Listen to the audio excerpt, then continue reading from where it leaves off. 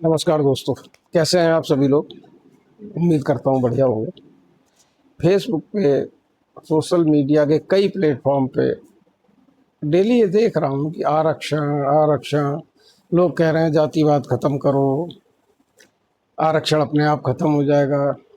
आज मन में कुछ प्रश्न हैं जो आपके साथ शेयर करना चाहता हूँ। जहाँ तक मेरी अपनी नॉलेज है, जहाँ तक मैंने चीज़ों को पढ़ा है,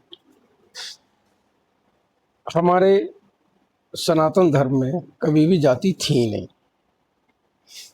जातियों की शुरुआत कहाँ से हुई, सबसे पहले हमें ये सोचना पड़ेगा, और क्यों हुई, क्या ज़रूरत पड़ी थी इन चीज़ों की।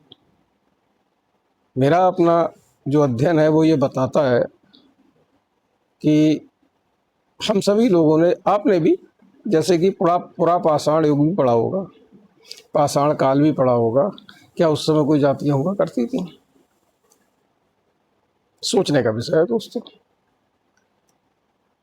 जब इस संसार में, पृथ्वी पे मानव जीवन की उत्पत्ति हुई होगी, तब क्या कोई जातियाँ हुआ करती थी? उम्मीद करता हूँ कि आपका आंसर नहीं होगा। चलिए थोड़ा आगे बढ़ते हैं पाषाण काल से।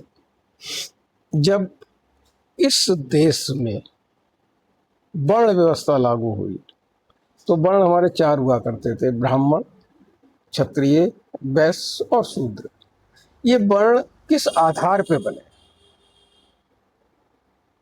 इस पे भी विचार कर लेना चाहिए हम लोगों को। वर्ण इस आधार पे बने, जो व्यक्ति पढ़ा लिखा था उसको ब्राह्मण की श्रेणी में रखा गया कि तुम्हारा ये काम है, तुम जाओ और लोगों को शिक्षा दो, अच्छी शिक्षा दो, समाज को शिक्षित करो।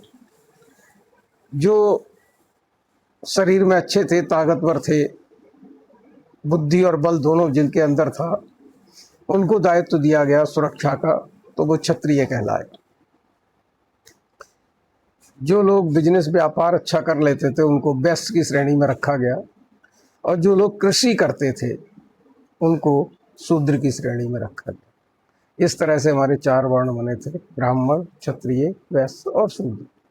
यहाँ तक भी कोई जाति नहीं थी। जहाँ तक मेरा संज्ञान है, यहाँ तक कोई भी किसी भी प्रकार की जातियाँ नहीं थी। फिर जातियों की शुरुआत कहाँ से हुई, इससे थोड़ा सा आगे बढ़ते हैं। आप सभी लोग जानते हैं कि ब्रिटिश शासन हमारे ऊपर रहा। ब्रिटिश सरकार में कुछ चीज़ें ऐसी हुई जिनके आधार पे चीज़ें चेंज होने लगी धीरे धीरे धीरे धीरे, और वो चीज़ें चेंज होके कर्म के आधार पर हल्के हल्के जातियों में परिवर्तित होने लगी। जैसे फॉर एग्जाम्पल, जो व्यक्ति जो कार्य करता था उसे उस श्रेणी में उन्होंने रख लिया, लेकिन जातियां उस समय भी, मतलब कहना चाहिए, एक तरह से लागू नहीं हुई थी। श्रेणी में रखा गया कि साहब तुम ये काम करते हो, ठीक है। उसके बाद हमारे देश में मुगलों ने शासन किया। मुगल आक्रांता थे, ये आप सभी लोग जानते हो अच्छे से।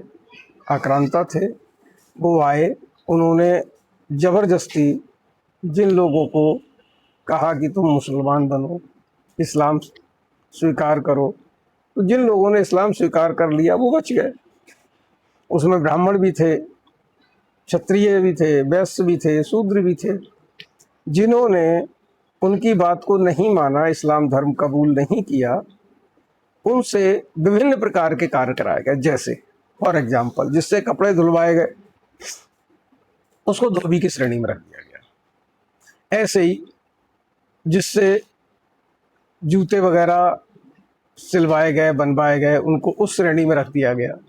जिनसे लैट्रीन साफ कराई गई उनको उस जाति के नाम से उन्होंने संबोधित करना शुरू कर दिया। इसी प्रकार से चंद जातियां हमारे समाज में उत्पन्न हो गई। अब जाति की उपजाति बन गई है। समझ में नहीं आता कैसे बनी। ये हमारे राजनेताओं की देन है, जिन्होंने जातियों को भी उपजाति में बांट दिया। वर्ण व्यवस्था ठीक थी, चलिए जाति व्यवस्था भी आई, चलिए वहां तक भी थोड़ा बहुत ठीक था, समाज में चीजें खराब नहीं हुई। लेकिन अब राजनीतिक दलों ने अपने आप को इस तरह से प्रस्तुत करना शुरू कर दिया है कि जिसकी जितनी ज़्यादा संख्या है उसको हमें खुश करना है। यहीं से समाज का पतन शुरू होता है। मैं ये नहीं कहता ब्राह्मण का साथ दीजिए, नहीं। समाज हमारा 5 उंगली है, ये सारी काटेंगे, छोटी बड़ी जरूर है, अगर हम इनको कोई नोचेंगे काटेंगे तो इनमें दर्द होगा हमारे शरीर को, हमारी बॉडी को। ऐसे ही हमारा समाज है। हमारे समाज में जितनी भी जातियां हैं हमें सबको साथ लेके चलना है, सभी का सम्मान करना है। जो दबे कुचले लोग, आज भी गरीब लोग हैं, गरीब जिसको वास्तव में हम गरीब की श्रेणी में रखते हैं, गरीब की श्रेणी में सरकार जिसको मानती है, दैट इज सेपरेट थिंग। मैं अपनी सोच बता रहा हूँ, मेरी नज़र में गरीब कौन है। मेरी नज़र में गरीब वो व्यक्ति है जिसको 2 टाइम का खाना ठीक से नहीं मिल पा रहा है, वस्त्र पहनने को ठीक से नहीं मिल पा रहे हैं, रहने के लिए व्यवस्था ठीक ठाक नहीं है। वो वास्तव में गरीब की श्रेणी में आता है, चाहे जाति उसकी जो भी हो। आज कई मेरे मित्र हैं जो SC के हैं, OBC के हैं, जर्नल भी हैं, ठीक है, तो उनको देखता हूँ। कुछ ऐसे हमारे क्षत्रिय लोग हैं जो आज मजदूरी कर रहे हैं, जिनके पास खाने के लाले हैं। कुछ SC ST ऐसे हैं जिनके पास वास्तव में 2 वक्त की रोटी नहीं है। मैं देखता हूँ, समाज में जाता हूँ, मिलता हूँ, तो बड़ा कष्ट होता है कि पता नहीं किस तरह से इन सब चीज़ों का कब इनका निवारण होगा। मैं नहीं जानता आरक्षण ख़त्म होगा नहीं होगा। आरक्षण मतलब जाति के आधार पर ना मिलके जिस व्यक्ति की पोजीशन ऐसी है कि जिसके पास खाने को नहीं है उसको आरक्षण कब मिलेगा, ये समझ में नहीं आता। आज भी आरक्षण का लाभ जो पात्र हैं उनको नहीं मिल रहा, ये फैक्ट है। अगर मेरे मित्र SC ST OBC के हैं जो भी, अगर वो गहनता से अध्ययन करें तो सत्यता ये है वो आज भी वही हैं जहाँ पहले थे।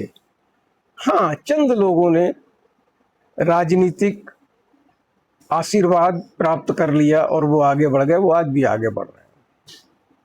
ज़्यादा कुछ ना कहते हुए बस इतना ज़रूर कहूँगा कि हमारे समाज को हमें जोड़ना है, तोड़ना नहीं है। हम जैसे भी हैं बहुत अच्छे हैं, बहुत ठीक हैं। राजनीति अपनी जगह है, समाज अपनी जगह है। राजनीति के चक्कर में हम समाज को ख़त्म नहीं कर सकते। अगर समाज ही नहीं रहेगा तो हमें कौन पूछेगा। हमारे लिए तो समाज की एक महत्वपूर्ण भूमिका है।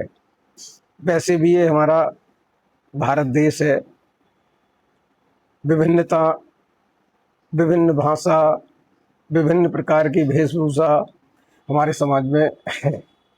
आप चले जाइए, हर कोस पे पानी बदलता है, बोली बदलती है। आपने देखा है कितनी सुंदर सुंदर बोली है, भाषा है हमारे देश की।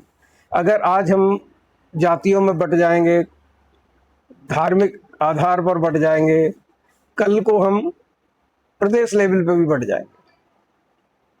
झारखंड के लोग अलग कहने लगेंगे, हम तो झारखंडी हैं। जैसे बिहार के लोगों का नाम हमने रख दिया बिहारी, बिहारी हैं, कोई तमिलनाडु का है, कोई कहीं का। तो ये सब चीज़ें अच्छी नहीं हैं।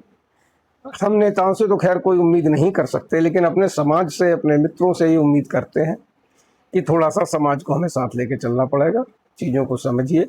आज वो टाइम नहीं है जब राजसी टाइम हुआ करता था, लेकिन शासन और सत्ता आज भी अपने आप को राजसी मानती है। ठीक है, उनको मानना भी चाहिए, उनको सुविधाएं ऐसी मिलती हैं राजा की तरह। लेकिन हम लोग समाज के व्यक्ति हैं, हमें अपनी समाज को लेके चलना है। इसी बात के साथ अपनी बात को विराम दूंगा। बहुत बहुत धन्यवाद, आप लोगों ने मुझे सुना, उसके लिए आपका प्रणाम।